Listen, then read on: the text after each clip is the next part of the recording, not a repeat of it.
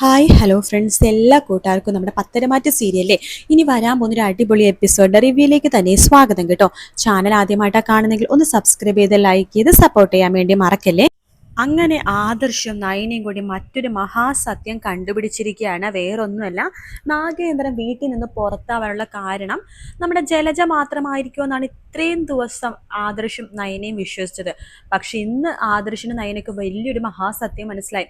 ഇതിന് നമ്മുടെ അജയന് വലിയൊരു പങ്കുണ്ട്. അജയന് മാത്രമല്ല, ജാനകിക്കും അതെ. ആദർശ് പറയണ്ട, ഞാൻ നാഗേന്ദ്രന്റെ കാര്യം അച്ഛനോട് സംസാരിക്കുമ്പോൾ അച്ഛനോട് വലിയ ദേഷ്യമൊന്നുമില്ല, എന്നാൽ വെറുപ്പും ചെറുതായിട്ടുണ്ട്, എന്നാൽ ദേഷ്യമില്ല, എന്നാൽ വലിയ കുഴപ്പമില്ലാത്ത രീതിയിലാണ് സംസാരിക്കണം. നാഗേന്ദ്രന്റെ പേരിക്കുമ്പോൾ വലിയ വലിയ ദേഷ്യവും കാര്യങ്ങളൊന്നും അച്ഛൻ കാണിക്കുന്നില്ല. പക്ഷേ ചെറിയച്ഛനോട് സംസാരിക്കുമ്പോൾ ചെറിയച്ഛൻ ഭയങ്കര ദേഷ്യത്തിനാണ്. അയാളുടെ കാര്യം പറയുമ്പോൾ തന്നെ എന്തിനാ അയാൾ ഇങ്ങോട്ട് കൊണ്ട്, അയാളുടെ കാര്യങ്ങൾ എന്തിനാ അന്വേഷിക്കണത് എന്നൊക്കെ പറഞ്ഞ് വല്ലാത്ത രീതിയാണ് ഇവിടെ വഴക്ക് പറയണത്. എനിക്കൊരു സംശയം നയനെ, ഈ ഇളയച്ഛന് എന്തെങ്കിലും ഇതിലൊരു പങ്കുണ്ടോന്നോ? ഇത് കേൾക്കുന്ന നയന പറയണ്ട. അത് മാത്രല്ല, ഞാനേ നാഗേന്ദ്രന്റെ കാര്യം പറയുമ്പോൾ അമ്മക്ക് വലിയ കുഴപ്പമൊന്നുമില്ല. അമ്മ എപ്പോഴും സപ്പോർട്ട് ചെയ്യണത് നാഗേന്ദ്രന് തന്നെയാണ്. അയാൾ വന്നതുകൊണ്ടാണ് മൂർത്തി ജ്വല്ലറി ഈ ഒരു നിലയിൽ എത്തിയത് വരെ അമ്മ പറയുന്നുണ്ട്. പക്ഷേ ഇതൊക്കെ കേട്ടുന്ന ജാനകി അപ്പച്ചിയുടെ മുഖം ആകെ മാറുന്നത് ഞാനും ശ്രദ്ധിക്കുന്നുണ്ട്. ഓ, അപ്പൊ അതന്നെ കാര്യം. ചെറിയച്ഛനും ചെറിയമ്മക്കും നല്ല രീതിയിൽ ഇതിൽ പങ്കുണ്ട്. നമ്മൾ സംശയിക്കുന്നത് ശരിയാണെങ്കിൽ ജലജപ്പച്ചി, ചെറിയച്ഛൻ, ചെറിയമ്മ ഇവർ മൂന്ന് പേരും കൂടി ചേർന്ന് എന്തോ മഹാ ഉടായ്പ് ചെയ്തിട്ടുണ്ട്. അതിനെ ബലീഡായത് നമ്മുടെ പാവം നാഗേന്ദ്രനാണ് എന്നുള്ളതാണ് വലിയൊരു രഹസ്യം. പക്ഷെ ഇതെന്താന്ന് അറിയണമെങ്കിൽ നാഗേന്ദ്രന്റെ വായിന്ന് മാത്രം നമുക്കിത് അറിയാൻ പറ്റുള്ളൂ നയനെ. അത് ശരിയാണ്. നമുക്കിനി ഒരു സത്യം അറിയണമെന്നുണ്ടെങ്കിൽ അത് നാഗേന്ദ്രന്റെ വായിന്ന് മാത്രമേ അറിയാൻ പറ്റുള്ളൂ. ഒരു കാര്യം മനസ്സിലായി എനിക്ക് ആദർശേട്ടാ. എൻ്റെ മനസ്സ് പറയുന്നു, നാഗേന്ദ്രന്റെ ഭാഗത്ത് ഒരു ചെറിയ തരി തെറ്റുപോലും ഉണ്ടാവില്ല. അയാൾ അത്രമാത്രം ഇവർ വല്ലാത്ത രീതിയിൽ മുറിവേൽപ്പിച്ചിട്ടുണ്ട്. അയാളുടെ മനസ്സ് വേദനിപ്പിച്ചിട്ടുണ്ട്. ശരിയാ നീ പറഞ്ഞത്. അയാൾ എന്നിട്ടും ഈ വീട്ടിൽ ഒരുപാട് സോറി മാപ്പൊക്കെ പറഞ്ഞ് മുത്തശ്ശന്റെ അടുത്തേക്ക് വന്നെങ്കിലും മുത്തശ്ശൻ അയാൾ വല്ലാത്ത രീതിയിൽ തന്നെയാണ് അപമാനിച്ച് പറഞ്ഞു വിട്ടത്. എല്ലാവരും കൂടി ചവിട്ടി പുറത്താക്കിയായിരുന്നു ആ പാവ മനുഷ്യന്. പിന്നെ അങ്ങനെയുള്ളൊരു മനുഷ്യൻ ഇങ്ങനെ ശത്രുത ഇല്ലാതിരിക്കില്ലല്ലോ. അതേ ആദർശേട്ടാ, നമുക്ക് സത്യം പുറത്ത് കൊണ്ടുവന്നേ പറ്റൂ. നാഗേന്ദ്രന്റെ നിരപരാധിത്വം തെളിയിച്ചേ പറ്റൂ. അതേ നയനെ. പക്ഷേ എനിക്കിപ്പോൾ തോന്നുന്ന വേറൊരു കാര്യം പറഞ്ഞാൽ, നാഗേന്ദ്രന്റെ നിരപരാധിത്വം തെളിയിക്കുകയാണെങ്കിൽ ചിലപ്പോൾ എൻ്റെ ചെറിയച്ഛനും ചെറിയമ്മയും അതുപോലെ തന്നെ അപ്പച്ചയ്ക്ക് ഇവിടുന്ന് പുറത്താവാനും ചാൻസ് ഉണ്ട്. തെറ്റ് ചെയ്തവർ പുറത്ത് പോട്ടെ, അതല്ലേ മുത്തശ്ശന്റെ നിയമം. അത് നീ പറഞ്ഞ ശരിയാണ്. മുത്തശ്ശൻ ആ ഒരു നിയമത്തിലൂടെ സഞ്ചരിക്കുന്ന ഒരാളായത് കൊണ്ട് തന്നെ തെറ്റ് ആര് ചെയ്താലും, സ്വന്തം മക്കൾ ചെയ്താലും മുത്തശ്ശൻ അത് പുറത്താക്കും. അതെ, എന്തായാലും ഇത്രയും വർഷം അയാളുടെ തെറ്റിന്റെ പേരിൽ ഒരുപാട് അനുഭവിച്ചില്ലേ. ഇനി അയാളുടെ സത്യസന്ധത നമുക്ക് തെളിയിച്ചേ പറ്റൂ എന്ന് നയനയും പറയണം. പക്ഷെ നമ്മുടെ അജയനാണെങ്കിൽ ഒരു സമാധാനം ഇല്ല കേട്ടോ. ഇവനെ എന്തായാലും ആ നന്ദുവിനെങ്ങാനും വിവാഹം കഴിച്ചതിന് അതോടെ തീർന്നു. ഒരു എസ് എങ്ങാനും ഈ വീട്ടിൽ വന്നതിന് തന്റെ പല കള്ളത്തരങ്ങളും പൊളിഞ്ഞു പോകുമല്ലോ എന്ന് അജയനും വല്ലാത്ത പേടിയുണ്ട് കേട്ടോ. അതുകൊണ്ട് തന്നെയാണ് അജയൻ ഇപ്പോൾ നന്ദുവിന് ആയിട്ടുള്ള വിവാഹത്തിന് അത്ര സപ്പോർട്ട് ചെയ്യാത്തത്. എത്രയും പെട്ടെന്ന് നമ്മുടെ അനിയുടെയും അവന്തികയുടെയും വിവാഹം നടത്താൻ വേണ്ടി തന്നെയാണ് അജയനും തീരുമാനിക്കുന്നത്.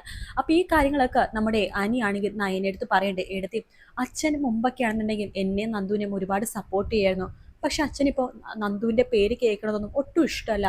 നന്ദുവിനെ പോലത്തെ ഒരു പോലീസ് ഉദ്യോഗസ്ഥ ആയിട്ടുള്ള മരുമകൾ ഇവിടെ വേണ്ടെന്ന അച്ഛൻ്റെ നിലപാട്. അതെന്താ ചെറിയച്ഛൻ പെട്ടെന്ന് നിലപാട് മാറ്റിയത്? അതെന്താന്ന് എനിക്കും മനസ്സിലാവണില്ല. അച്ഛനിപ്പോൾ പോലീസുകാർ പേടിക്കുന്ന പോലെയൊക്കെ എനിക്ക് തോന്നുക. അച്ഛൻ പഴയ പോലെയൊന്നുമല്ല. അച്ഛൻ്റെ സ്വഭാവത്തിലൊക്കെ ഇപ്പം നല്ല രീതിയിൽ തന്നെ മാറ്റമുണ്ട് എന്ന് പറയാണ്. നയനക്കും അപ്പം ഏറെ കുറെ കാര്യം മനസ്സിലായി. അനിയെങ്ങാനും നന്ദുവിനെ വിവാഹം കഴിക്കുകയാണെങ്കിൽ ഒരു പോലീസുകാർ വീട്ടിലുണ്ടാവും. അപ്പോൾ പല കള്ളത്തരങ്ങളും കണ്ടുപിടിക്കുമല്ലോ. അതിൻ്റെ ഒരു പേടി നമ്മുടെ അജയനുണ്ടെന്ന് നന്നായിട്ട് മനസ്സിലാക്കി നമ്മുടെ നയനാട്ടോ. അതുകൊണ്ട് തന്നെ നയനെ വിചാരിക്കുകയാണ്, അപ്പോൾ എന്തായാലും ചെറിയച്ഛൻ തെറ്റ് ചെയ്തിട്ടുണ്ട്. തെറ്റ് ചെയ്ത ചെറിയച്ഛനാണെങ്കിലും അച്ഛനാണെങ്കിലും അമ്മയാണെങ്കിലും ആരാണെങ്കിലും ശിക്ഷ അനുഭവിച്ചേ പറ്റൂ. പക്ഷേ ഇതെങ്ങനെയാണ് നാഗേന്ദ്രന്റെ കയ്യിൽ നിന്ന് സത്യങ്ങളൊക്കെ മനസ്സിലാക്കാൻ? എന്തായാലും ആദർശേട്ടൻ പോയി കഴിഞ്ഞാൽ ആദർശേട്ടനോട് സത്യങ്ങളൊന്നും അയാൾ പറയാൻ പോകുന്നില്ല. ഇനി താനൊന്ന് ശ്രമിച്ചു നോക്കിയാലോ എന്ന് നയനെ വിചാരിക്കുകയാണ്. അങ്ങനെ നയനെ ആരോടും പറയാതെ നാഗേന്ദ്രനെ കാണാൻ വേണ്ടി പുറപ്പെടുക കേട്ടോ. അങ്ങനെ നാഗേന്ദ്രന്റെ അടുത്തേക്ക് എത്തുന്നുണ്ട്. നാഗേന്ദ്രന്റെ വീട്ടിലേക്ക് തന്നെയാണ് നയനെ നേരെ പോണത്. നാഗേന്ദ്രൻ വാതിൽ തുറക്കുമ്പോൾ നയനെ കാണാണ്. ദേഷ്യത്തോടെയാണ് നയനെ നോക്കുന്നത്. നീ എന്താ ഇവിടെ, വീട് മാറി വന്നതാണോ? അല്ല, ഞാൻ ഞാൻ ശരിക്കും പറഞ്ഞ അങ്കിളിനെ കാണാൻ വേണ്ടി വന്നതാ. അങ്കിളോ? ഇത്രയും നാള് നാഗേന്ദ്രൻ, അവൻ, ഇവൻ എന്നൊക്കെയാണല്ലോ വിളിക്കുന്നുണ്ടായിരുന്നത്. ഇപ്പൊ എങ്ങനെ വന്നു നിനക്കൊരു അങ്കിൾ വിളി?